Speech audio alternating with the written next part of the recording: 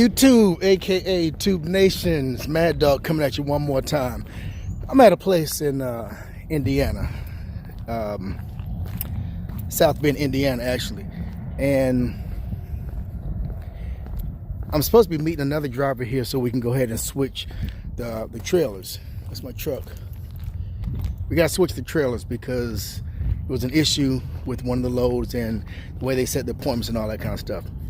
So, hang on a second. Open the door up.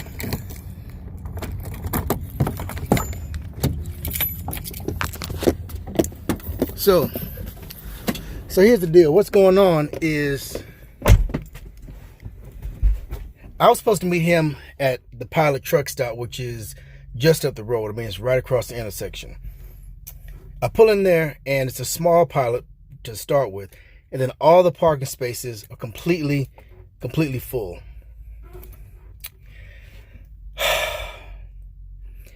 I'm a little out of breath because I just walked a long way to get from where I just came from to here. But anyway, I'll get to that in a second. So all the parking spots are full, and I need at least 2 spaces side by side to do what we need to do. And basically what we need to do is I need to drop the trailer. I need to park in a parking space, drop my trailer, and then I need to disconnect from it and go sit in the spot next to it. So that way I can reserve that spot so when the new guy comes, or not the new guy, but the guy whose load I'm supposed to get comes, he can get in where I am. So we'll be sitting, side by side. We can swap everything out and go paperwork and all that kind of stuff. So it's so small and so tight, there wasn't room for me, let alone 2 of us. So I rode around the block, this is an industrial park, and there's a lot, you can't really see anything. You can never see anything when I'm trying to show you, but there's a lot of warehouses and stuff around in this area. FedEx is out here and some other big companies, but there's no place to park. And they have signs all up and down the road that says no parking, no parking, no parking. All right, so I had to find a place. I had to kind of be creative and think of something that will work.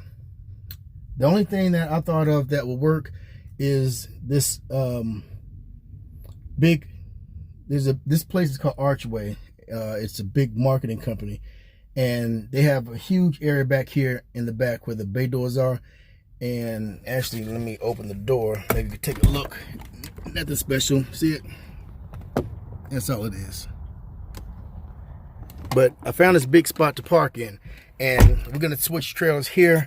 And the thing is, I was told by my driver manager that when I get here, he's probably about an hour out. All right, so he's gonna show up in about an hour. Well, truth of the matter is, of course, it's always like this. They tell you one thing, it's something different. But right now it's about 6. I think it's about 6 o'clock. No, it's 7 o'clock. I think it's about 7. He's not going to be here till about 2 o'clock. Well, I think he said 11 o'clock. I was planning on getting out of here by about 2 o'clock. But regardless, it's not an hour, so I'm going to take a break, and I'm going to shut down here for a little bit. I'm going to do what we call an 8-2 split. So when you start driving, you can take you have to shut down for 10 hours. And well, I guess it doesn't matter how it used to be, but the way it is now is you have to either be in your sleeper berth or off duty for a solid 10 hours straight, or you can split that.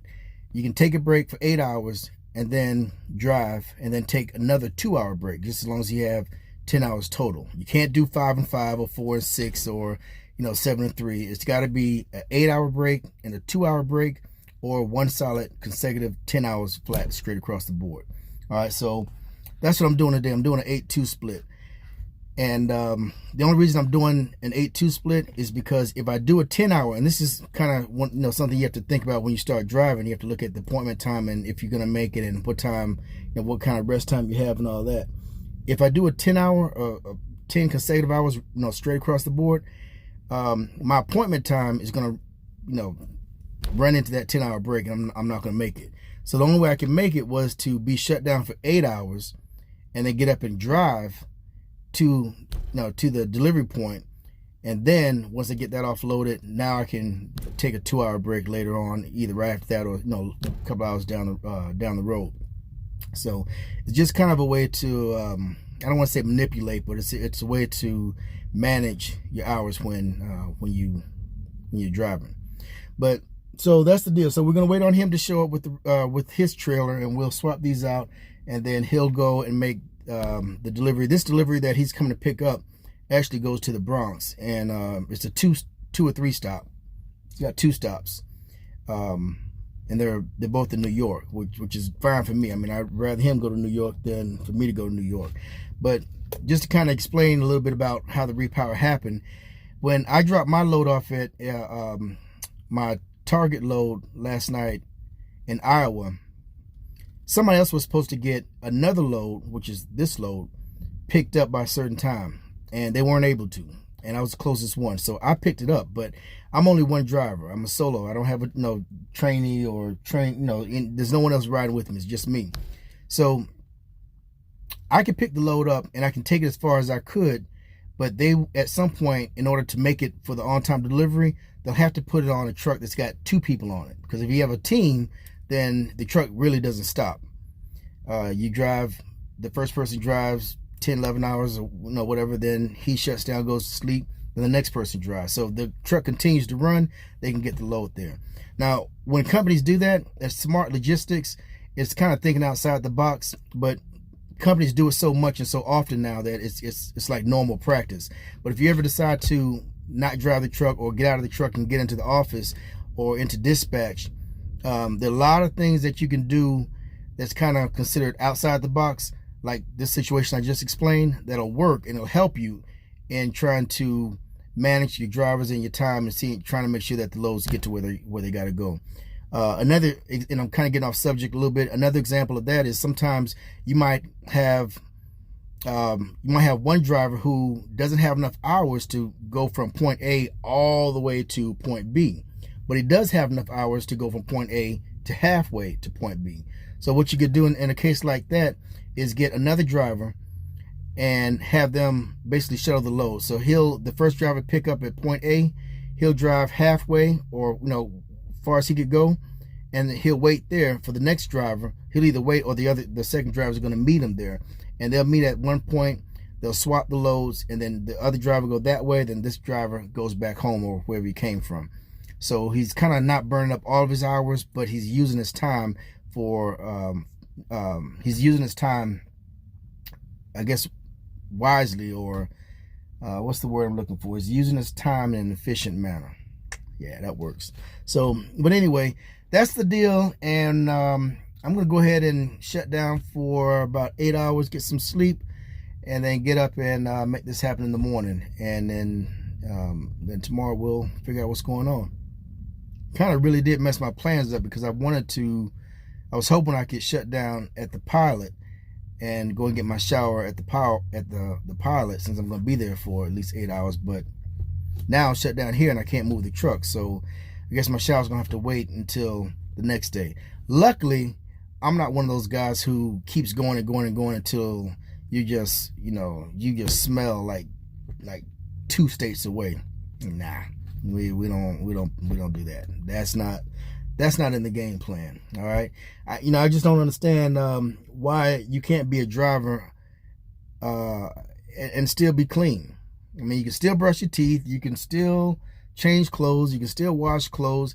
You get 10 hours every day, guys. Don't get out there and be those nasty drivers. You get 10 hours every day that you have to shut down. One of those days, you can find a time to go to the Pilot, or to the truck, to the Loves or the TA or what have you, and go in there and wash your behind. You can get a shower. Okay, use your time wisely. There's no sense in driving someplace and then having to stop to take a break to wash clothes, and then having to drive, maybe another day or later on that day, then stop and get a shower. You got 10 hours. 10 hours. You can get everything you need done in 10 hours. All right, because you're probably not going to sleep 10 hours, so make it happen. All right, so while I'm doing that, you guys go ahead and make a beeline for the state line, but be safe about it and be smart. All right, and I'll talk to you later. This is Mad Dog coming at you one more time. Thanks for watching. Like, subscribe, and ring that bell. Bye.